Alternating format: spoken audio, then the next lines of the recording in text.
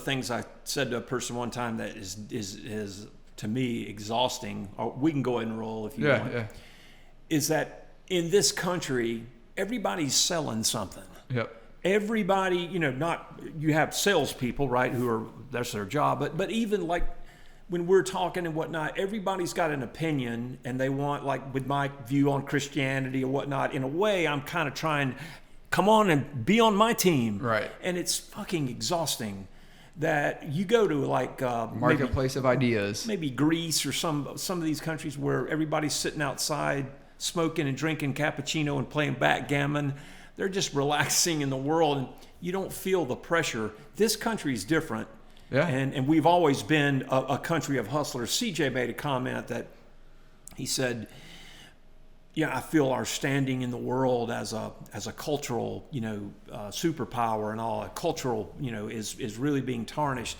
I have experience living abroad. I work with a foreign navy as well, and I've lived abroad, and I've lived abroad, and I've been around people from mainly the continent of Europe. And what I told CJ was, mark my words, the United States is not, nor has it ever been, viewed as a cultural, icon.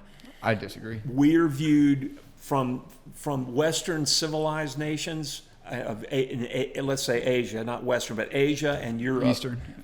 Eastern and Western, but the civilized nations, they view us, they have respect for us with, our arts and whatnot, but how they really view us is our economic might and our military might. That's how they view us.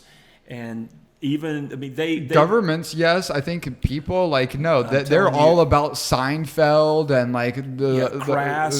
crass, obsessed with materialism, fast food restaurants, quick, cheap, and a lot of that is still envy, right? Is envy of our oh my God, those stupid fat Americans, but they all want the KFC, they all want the Seinfeld, they all want our culture that I wouldn't say they all want, but a lot of them do, and they envy us, and we have freedom, right? And when you have freedom, when you have the freedoms that we have, then opportunity. Again, two sides to every coin. What's the negative that comes with it? Well, you can do nothing if you want to do that. And that's why I was talking with one of our interns prior to the VMI trip, Thursday at the office last week, that we live in a country where,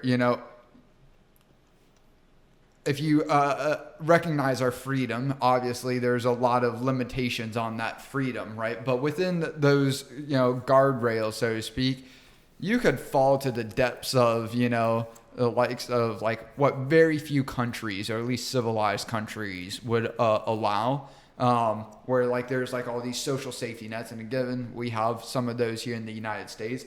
And then there's a lot of people that don't even care to, take advantage of those, and they want to live this nomadic sort of, almost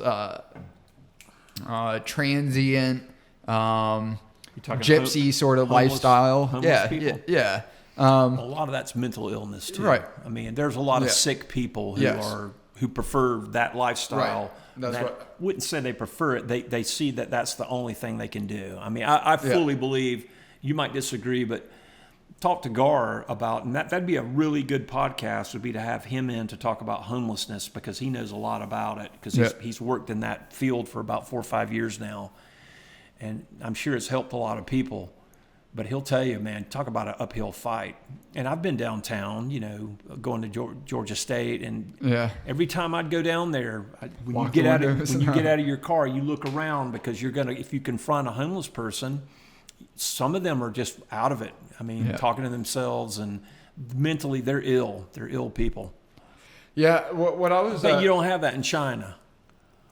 I don't think you have people wandering around in China. Those folks disappear. Yeah. And in Japan, they handle it differently, where they have pods, as far as I'm aware, that, they don't want people on the street overnight. So they have basically living coffins that, give you just enough space as a homeless person that, hey, it looks good that you're not out on the street, but let me throw this idea at you.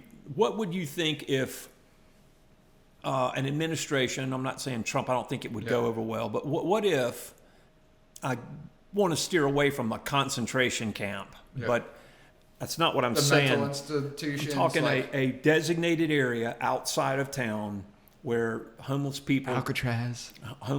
can go. They can be sent there, or they Skid can Row.